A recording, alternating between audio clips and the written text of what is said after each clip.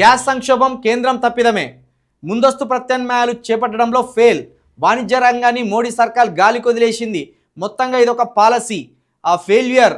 Grok విశ్లేషణ 11 కోట్ల మంది విద్యార్థుల మధ్యాహ్న భోజనంపై ప్రభావం. దేశంలో గ్యాస్ సంక్షోభం కొనసాగుతున్నది. కేంద్రంలోని బీజేపీ సర్కార్ తప్పిదమే ఈ సంక్షోభానికి కారణమని ఏఐ చాట్బాట్ గ్రోక్ అభిప్రాయపడింది. పశ్చిమాసియా ఉద్రిక్తల గురించి ముందే తెలిసినా కేంద్రం మేల్కొనలేదని, అందుకే ఈ పరిస్థితి తలెత్తిందని విశ్లేషించింది. మరొక వైపు ఎల్పీజీ సంక్షోభం మధ్యాహ్న భోజన పథకం పైన తీవ్ర ప్రభావం చూపింది.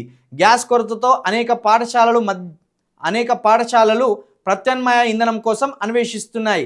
కట్టెల పొయ్యితో పిల్లలకు ఆహారాన్ని అందించేందుకు వంట సిబ్బంది అవస్థలు పడుతున్నారు. ఒక్క 15-20 రోజులు యుద్ధం జరిగితేనే, అది కూడా మన యుద్ధం కాదు, భారతదేశానికి సంబంధం లేని యుద్ధం, కానీ భారతదేశం అవస్థలు పడుతుంది. దీన్ని బట్టే భారతదేశం ఎంత బలమైన దేశము, భారతదేశంలో సౌకర్యాలు ఎట్లున్నాయి అనేది మనం ఈజీగా సులువుగా అర్థం చేసుకోవచ్చు. ఇరాన్, ఇజ్రాయెల్, అమెరికా యుద్ధం చేస్తా అంటే మనం కట్టెల పొయ్యి పెట్టుకోవాల్సిన పరిస్థితి వచ్చింది. ఇంకా మన మోడీ గారు ఏం చెప్తారు, మన బత్తాయిలు ఏం చెప్తారు, వికాసిత్ భారత్, భారత్ వెలిగిపోతుంది. భారత్ వెలిగిపోతే కట్టెల పొయ్యి ఎందుకు వచ్చే? కట్టెల పొయ్యి ఎందుకు వచ్చే? ఎక్కడో ఇరాన్లో యుద్ధం జరుగుతుంది, ఎవడో అమెరికోడు ఇజ్రాయేలోడు యుద్ధం చేస్తాను ఇరాన్ పైన, మనం కట్టెల పొయ్యి కాడికి ఎందుకు వచ్చినాం? మళ్ళీ ఈ బుద్ధి లేని బత్తాయిలు కట్టెల పొయ్యి మీద షాయలు చేసి చూపించుడు, కట్టెల పొయ్యి మీద కూరలు చేసి చూపించుడు, కట్టెల పొయ్యి మీద అన్నం వండుకొని చూపించుడు. పెట్రోల్ 500 అయినా మంచిదే, మాకు మోడే కావాలి. కట్టెల పొయ్యి ఉన్నా మంచిదే, మాకు మోడే కావాలి. ఆఖరికి మాకు అన్నం లేకపోయినా మంచిదే, మోడే కావాలనే కాడికి వస్తారు. ఏదో ఒక రోజు ఎండుతుంది, మాడుతుంది, వీళ్ళే ఇక మొత్తుకుంటారు. అసలు గ్యాస్ సంక్షోభం అనేది కేంద్రం తప్పిదమే, కేంద్రం వైఫల్యమే.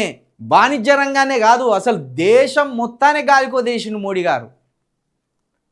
మోడీ గారు ప్రతి విషయంలో ఫెయిల్ అవుతున్నాడు. నిఘా వ్యవస్థలో ఫెయిల్ అవుతున్నాడు, వాణిజ్య వ్యవస్థలో ఫెయిల్ అవుతున్నాడు, సంక్షేమ వ్యవస్థలో ఫెయిల్ అవుతున్నాడు, రక్షణ వ్యవస్థలో ఫెయిల్ అవుతున్నాడు. కానీ ఈ బత్తాయిలు ఆయనను బాహుబలి లెక్క చూపెడతాను. ఇక్కడ బత్తాయిలు సక్సెస్ అవుతాను, మోడీ సక్సెస్ కాకపోయినా బత్తాయిలు బలవంతంగా మోడీ సక్సెస్ అని ప్రచారం ఊదరగొడుతున్నారు.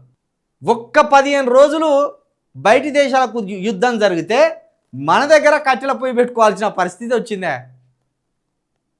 దీన్ని బట్టి అర్థం చేసుకోవాలి భారతదేశం ఎంత బలహీనమైన వ్యవస్థలో ఉన్నది అనేది అర్థం చేసుకోవాలి.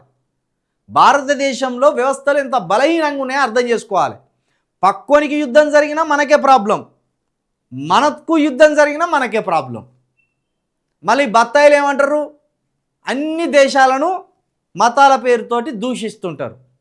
మళ్ళీ ఆ దేశాలు లేకపోతే మనకు గ్యాస్ రాదు, ఆ దేశాలు లేకపోతే మనకు టెక్నాలజీ లేదు, గదే పిడికలు కొట్టుకోవాలి, గదే కట్టెల పొయ్యి పెట్టుకోవాలి. ఏం సాధించారా మీరు 14 సంవత్సరాలలో అంటే ఏం లేదు. కట్టెల పొయ్యి కాడికి తీసుకొచ్చిండ్రు. ఇరాన్కు, ఇజ్రాయెల్కు, అమెరికాకు యుద్ధం జరిగితే కట్టెల పొయ్యి కాడికి తీసుకొచ్చిండు సంసారాన్ని. మళ్ళీ మొత్తం ప్రపంచానికి భారత్ విశ్వగురు. ఎట్లా విశ్వగురువురా అంటే మళ్ళీ చెప్పారు. మన పొరపాట్లను, మన లోపాలను సవరించుకునే అవకాశమే ఉండదు వీళ్ళకు. ఎప్పుడు భుజాలు తడుముకోవడమే. ఏం లాభం? 20 రోజులు యుద్ధం కాలేదు, కట్టెల పొయ్యి కాడికి తీసుకొచ్చి కూర్చోబెట్టిండు మనల్ని.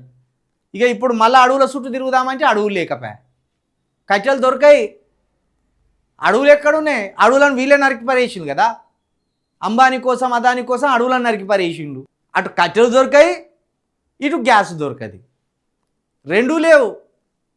జర్ర ఇంకొక నెల పోతే గప్పుడు మోడీ గారి పనితనాన్ని ప్రజలు ఎట్లా చూస్తారు, గప్పుడు ఎవరి తాట తీయాలనేది ప్రజలు ఓ నిర్ణయానికి వస్తారు.